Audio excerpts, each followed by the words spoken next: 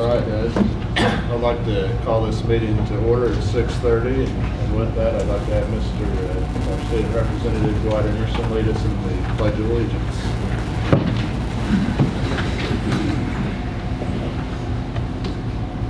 I pledge allegiance to the flag of the United States of America and to the republic for which it stands, one nation, under God, indivisible, with liberty and justice for all.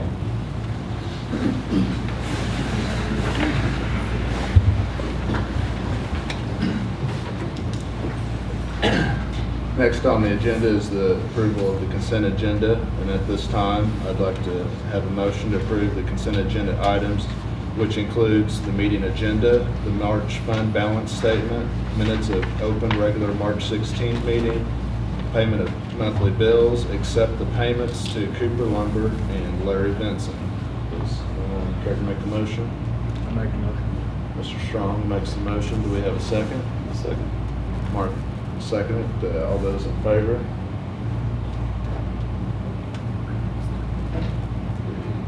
Carries 7.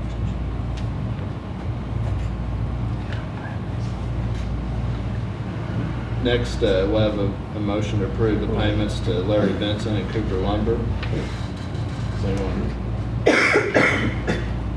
Vernon makes the motion. Do we have a second? I'll second. Mr. Stewart seconds. All those in favor? Carries. Is this Cooper or Larry? Larry. Both of them. Both of them. Oh, okay. Carries I didn't 5 do the Larry 2 part. abstain. Sorry. Next on the agenda, we have the recognition of visitors. We don't have anyone signed up, but I'd like to thank everyone coming out to join us tonight for our meeting. It's nice to see a full room, and we invite you back every month to our monthly meeting. So appreciate everyone taking time to come out tonight to visit with us. So thank you very much. Next on the agenda is the communications. It's our MSBA monthly board update. And it is still April's, so we don't have a new one to watch. Okay. So we'll skip that. Next, we'll have public comments. All right, we have several people tonight that we want to recognize. And we're going to start with our Care to Learn chapter. And Mrs. Bergdahl, our high school counselor, is our Care to Learn champion in the district. She does an incredible job. She has lots of helpers. Lots of helpers. Across the district, but she is definitely the champion for our staff, and we've raised an incredible amount of money, and she's going to share a little bit about that with you, and we want to recognize some partners in that for our community. So first of all, thank you guys all for coming. Secondly, Care to Learn, just a quick overview of what it is. It helps all of our students in the Ava R1 schools, pre-K through 12, with anything health, hunger, and hygiene related. We have served over 100 students in a little over a year, but a lot of that takes part because of what our businesses and you guys as community members choose to invest in. Our teachers would tell you very honestly that, there are a lot of things here that our students face: poverty, split families, just a lot of things that our students have to overcome. And we believe in an education system that supports them and what they choose to do in life after high school, and Care to Learn is a big part of that. So we have raised collectively this year over $38,000 in a little over a month and a half. Our teachers went out in a week's worth of time and raised $22,000, and then our Battle of the Banks collectively raised $16,521. That is a lot of money for our students. That means we can easily serve every student here within our district if we chose to do that, but we would like to also, recognize not only our banks but our community members. But tonight it's about our banks because we came forth to them and said, hey, this is our idea, this is what we want to do, and they were more than generous in getting out and about and supporting that, and they went above and beyond. So we just want to thank them for partnering with us. Care to Learn is really dear to my heart, and I can tell you that all of our staff feels the same way. So we just want to say thanks. So we will just start at the end of town and we'll just make our way up. So first we would like to thank Great Southern Bank and all of our ladies there. You can just wave or something. Yeah. And then we'll jump across the street to Town & Country Bank. And then our 3 gentlemen from Century Bank. Gareth from First Home. And Pride Bank right over there. Tirelessly the entire month of April, collecting green hands, going out asking for donations. So we're just thankful for them, and there's no thank you from Care to Learn that we can do to our community and our banks, but hopefully tonight you guys feel appreciated. So We get them all up, get a picture of them. yeah, so stand up and get your picture taken. I know it's your favorite part. Okay. Right over here, guys. Are you good? Good. And hide behind the beauty. Good, there you go.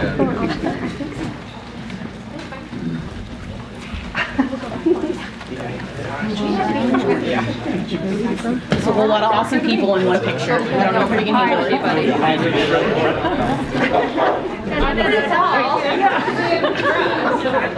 Just switch in a little bit like you like to. Oh, yeah. Hold me, scoot closer.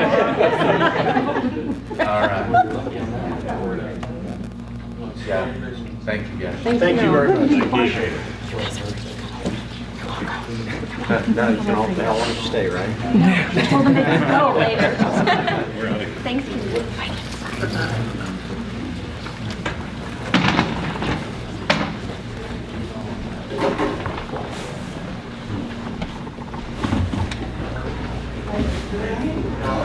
Next, we have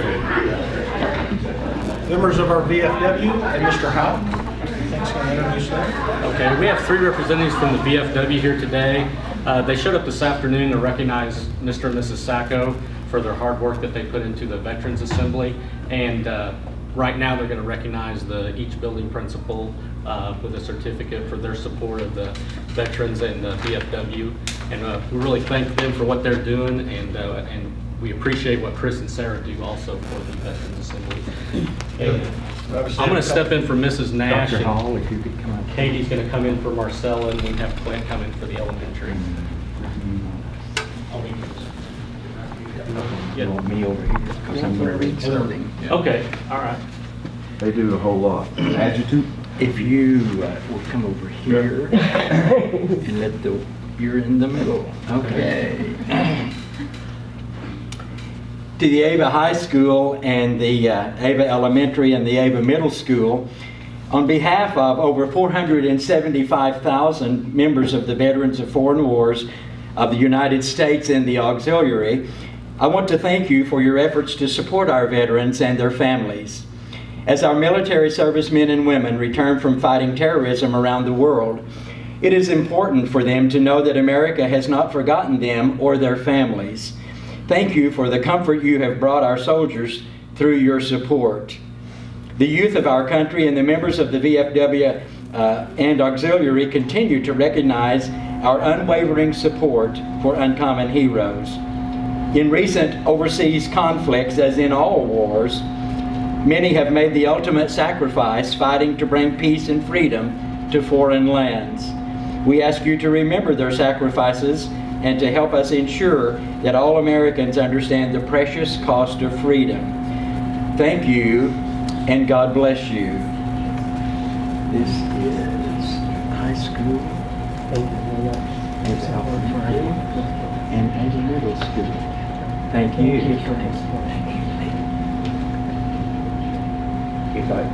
you want me to. Can I do that any time other than November, or just in November? If you guys don't care, I'd like to get a picture with everybody here.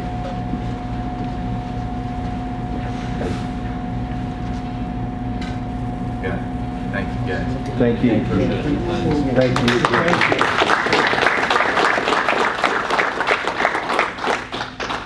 Well, we recognized the VFW a couple of months ago.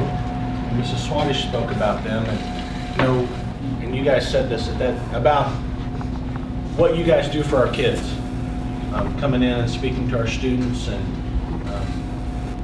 we just appreciate you as well, your partnership, and I appreciate you looking at those principals and thinking about the job that they do every day, and bringing you guys in and working with our kids, but our kids get so much out of it. They're the real winners, so we appreciate that very much. Thank you. Thank you.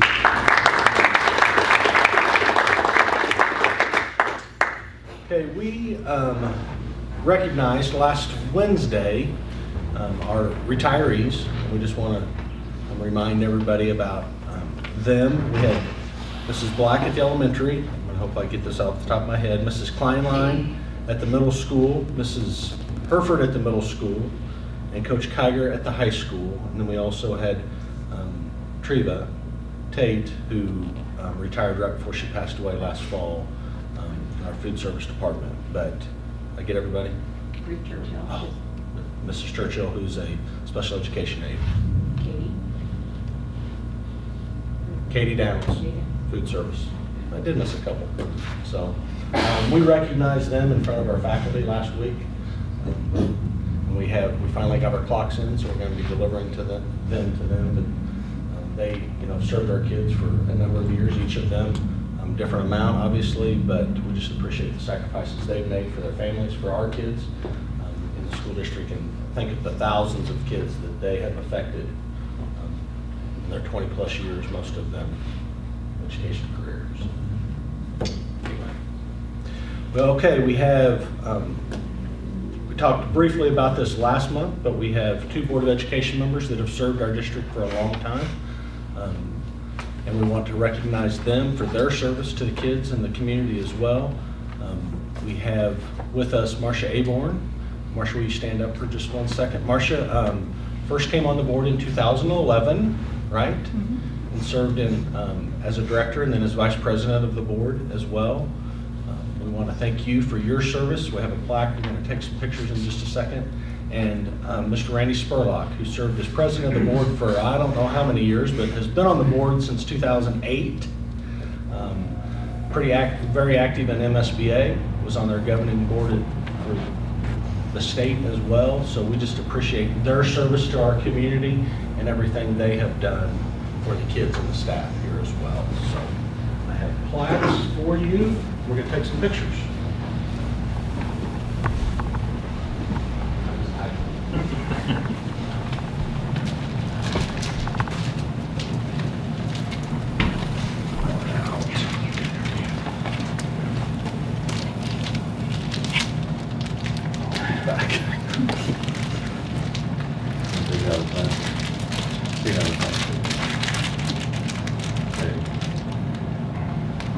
Back.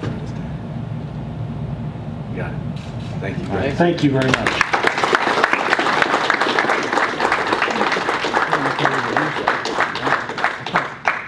I've had mine since I left it. Oh, I bet you have. Appreciate it very much. Thank you, sir.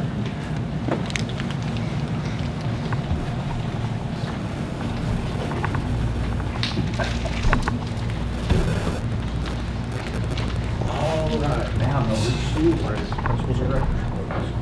Next on our agenda tonight is principal and director reports, and we will start with elementary school. Dr. Hall. Nothing to add at this time. That was easy. School's out, you're happy. Mrs. Swadesh is not with us. Mrs. Nash is not with us. Mrs. Swafford is not with us. Mr. Bowman. Summertime is very busy for our department. This place will look like a total mess for most of the summer. But I got a great crew that all go together. And before school starts, we'll make it look really nice. Next, we have nurses, food services. Next, we'll go into executive administration reports, and Dr. Dial start us out. Couple things. We were pretty lucky. Senate Bill 313. We've talked about that for the last couple of months, which was the voucher bill. Got out of the Senate. Had to go through 2 committees in the House. Got out of both of those committees and sat on the House calendar and never came up for a vote. It came up, so last Wednesday, is that right? Yeah, last Wednesday, it came out of committee and they had 2 days to get it to the floor for a vote and never came up for a vote. So Senate Bill 313 died right there. Now, there has been talk about the governor calling a special session. We'll see what happens with that. Usually special sessions are very specific, and I don't know that 313 would come up at that point, but it may. The other good news is they did pass a budget that fully funds the formula. That's good and bad. That gets a little scary. So we've talked about SAT now for 8 months, what the state adequacy target is, and we're currently funding at 6160 per weighted ADA. This supposedly funds it at 6241. 6241. It's a big difference. My concern, obviously, is that the revenue's not going to be there, and there's going to have to be withholdings in the fall. When you fund the formula, fully fund the formula, that also kicks in. You can now start counting free and reduced eligible students in your pre-K classrooms. So that's going to be another hit to the formula. They're predicting that to be about a $20 million hit to the formula. Part of the compromise on 313 is there was a phase-in that you'd accounted 20% the first year, 40% the next year, 60, 80, 100. That's not in there because 313 didn't pass, which we're okay with because that really created a voucher system. So we're not going to budget at 6241. I'm not going to present a budget to you next month at 6241 because I don't think it's going to hold. Most people are somewhere between 6175 and 6200 that are comfortable. I'm still finalizing that budget. We've worked pretty hard on it, Monica and I have, but we still have quite a bit of fine tuning to do. But really what I want to focus on today is kind of where we are at the State of the Union today, where we are ending this year's budget. So I have just a few slides that I'm going to share with you, kind of really what's been impacting our budget this year. So budget implications.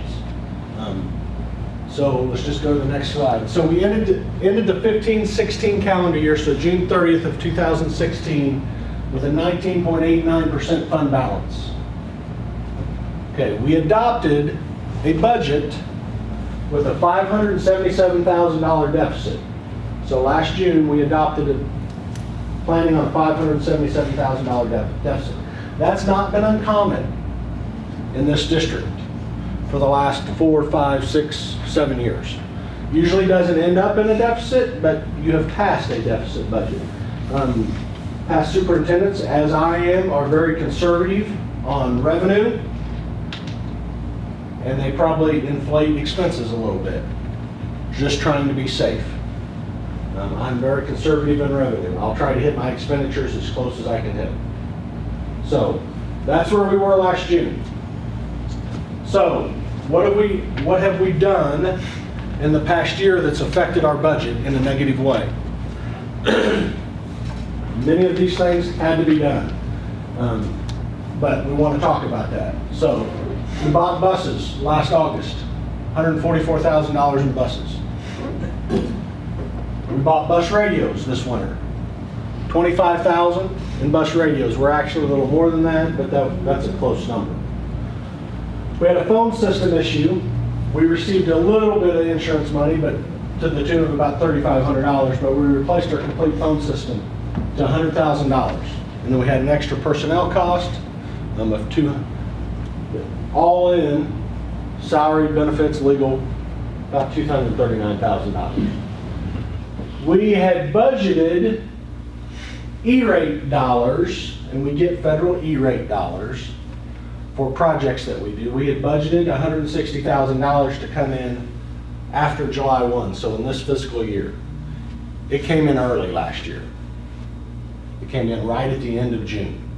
So we got it last year, but it still negatively affects the budget, not the funds, but the budget, because we didn't receive it in the fiscal year that we thought we were going to receive it. So that's a negative impact of $668,000. Okay, remember we started with $577,000 deficit. Okay. You can't read this as well. I thought it was really cool that I put it in red and blue, and now you can't read it. So you had an adopted budget of 577, non-budget expenses 668.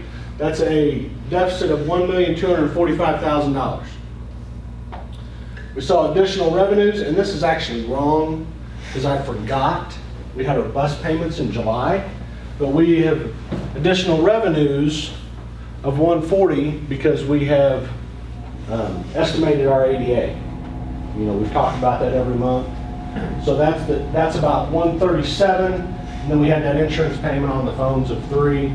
But then we did have bus payment, the bus payment that came in July as well, and that was 400,000 and some change. So I did not put that on here, so I apologize for that. After I was looking at it at the end of the day, I forgot that I didn't put it on there. So what's that going to do with us? Our projected budget today, conservatively, I don't think it will end up this bad.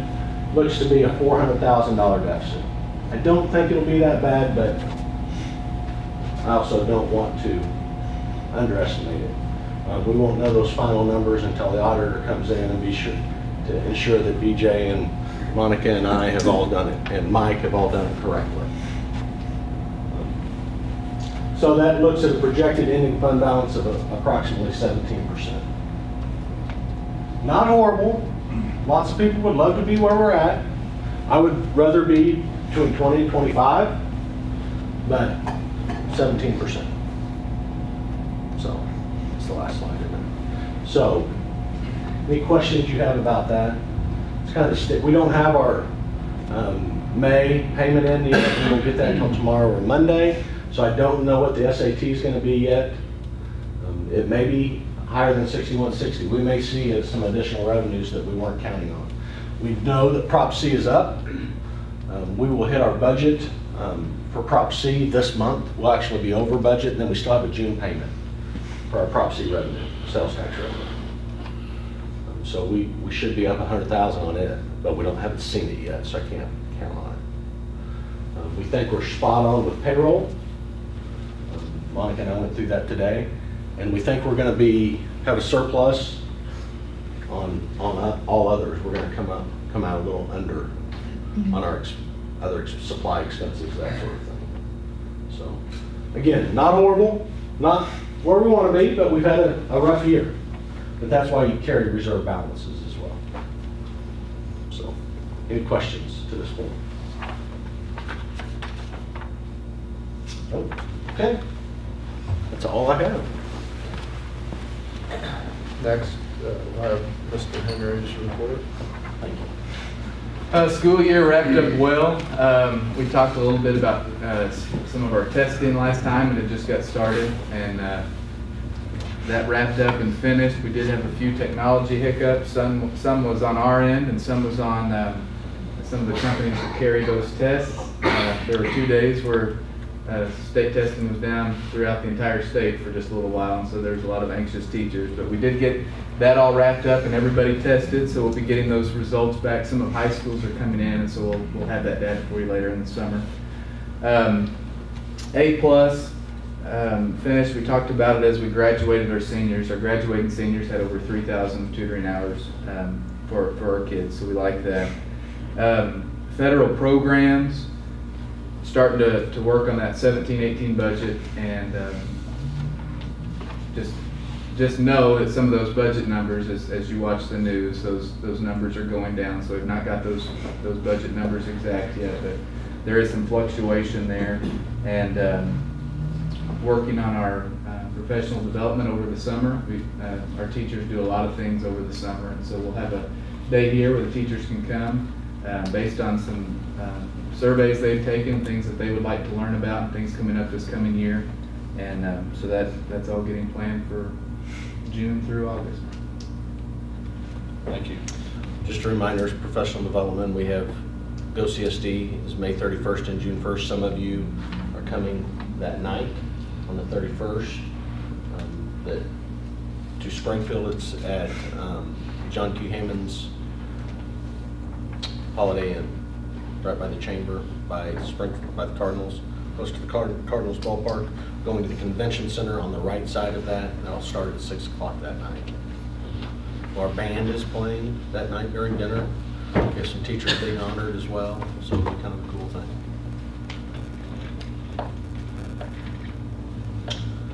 Next, we'll have action items and section 125, flexible benefit plan will be first. Program that we operate, lots of businesses operate it. It lets employees take advantage of a tax savings.